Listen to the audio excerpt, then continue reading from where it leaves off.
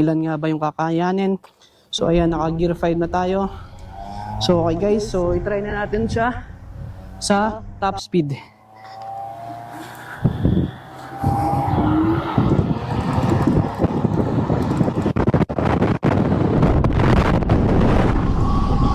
So sa nakikita ko sa display, 77, 78, 80, 83.